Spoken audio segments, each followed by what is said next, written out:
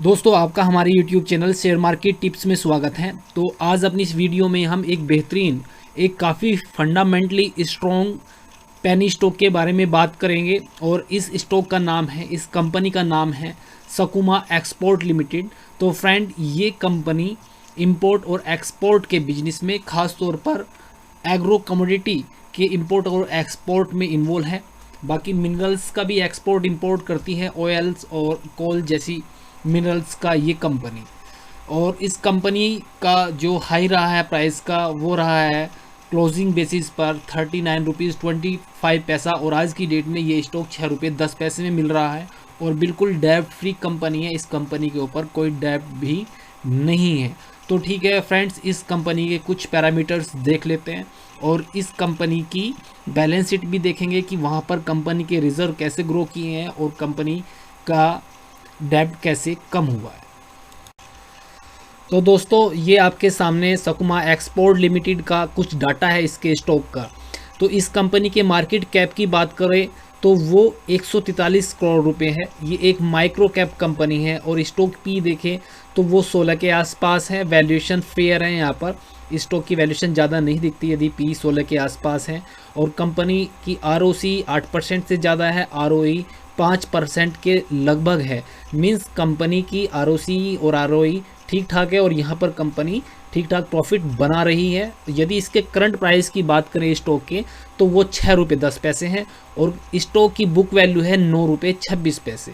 तो ये स्टॉक यहाँ पर अपनी बुक वैल्यू से लगभग 33% कम दिखता है फ्रेंड्स, 33%।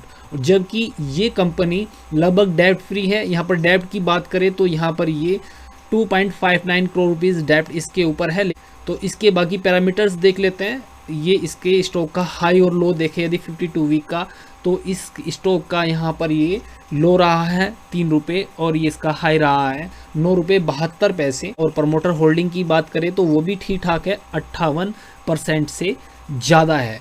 तो यहाँ पर कंपनी के ये सभी पैरामीटर इंडिकेट करते हैं कि कंपनी के फंडामेंटल स्ट्रॉन्ग है।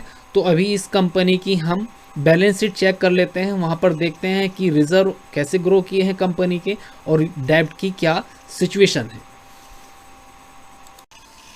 तो यहाँ पर आपके सामने ये कंपनी की बैलेंस शीट है। तो इस बैलेंस शीट में देखिए, ये यहाँ पर डाटा मार्च 2009 से है। इसकी शेयर कैपिटल है, रिजर्व है, बोरोइंग है, अदर लाइबिलिटीज़ है, टोटल लाइबिलिटीज़ है और ऐसे इसके नीचे टोटल एसेट्स हैं। तो काफ़ी कुछ होता है बैलेंस शीट में देखने के लिए, लेकिन यहाँ पर हम इसके रिजर्व और बोरोइंग देख लेते हैं कि समय के साथ साथ ये कैसे रहे हैं। तो आप देखिए कि 2009 में कंपनी के पास 36 करोड़ के रिजर्व थे और बोरोइंग थी 9 करोड़ रुपए। और ये यहाँ पर इसके रिजर्व बढ़े 38 करोड़ रहे और इसकी यहाँ पर बोरोइंग ज़ीरो हो गई। लेकिन यहाँ पर धीरे धीरे इसकी बोरोइंग और इसके रिजर्व काफ़ी बढ़े, लेकिन रिजर्व के मुकाबले आप देखिए कि बोरोइंग ज़्यादा हो गई। यहाँ पर 128 करोड़ रुपए बोरोइंग थी कंपनी की और 61 करोड़ रुपए इनके रिजर्व थे। ये मार्च 2015 की कहानी है।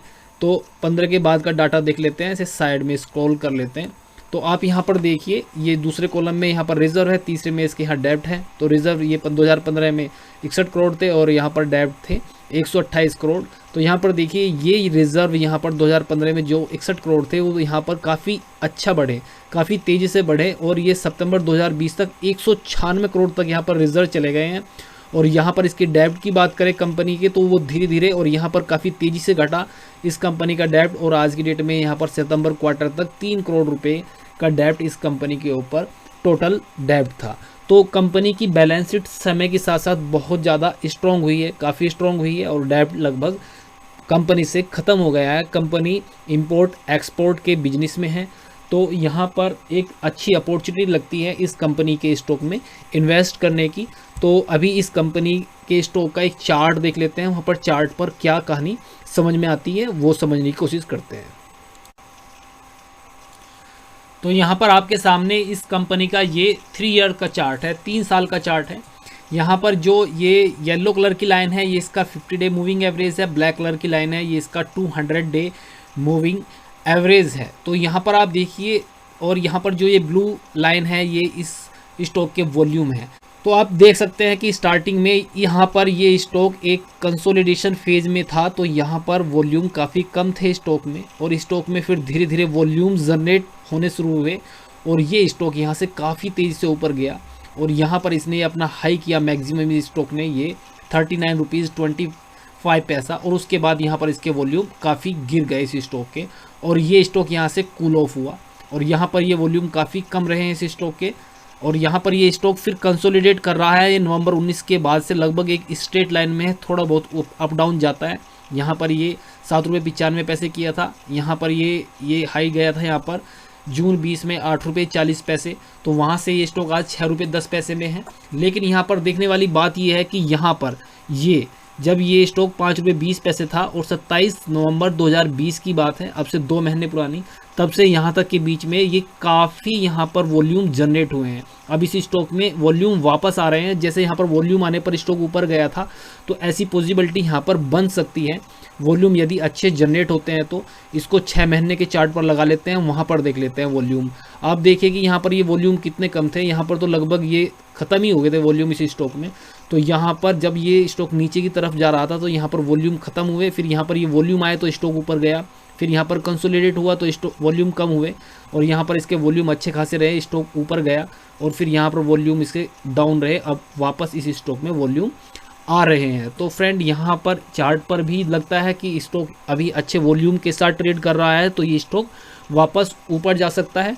और कंपनी के फंडामेंटल के साथ तो कोई प्रॉब्लम भी नहीं है, कंपनी के ऊपर कोई डेब्ट नहीं है, अच्छा बिजनेस कर रही है कंपनी। यदि लंबे समय के लिए स्टॉक होल्ड करना पड़ा तो लंबे समय के लिए स्टॉक होल्ड भी किया जा सकता है।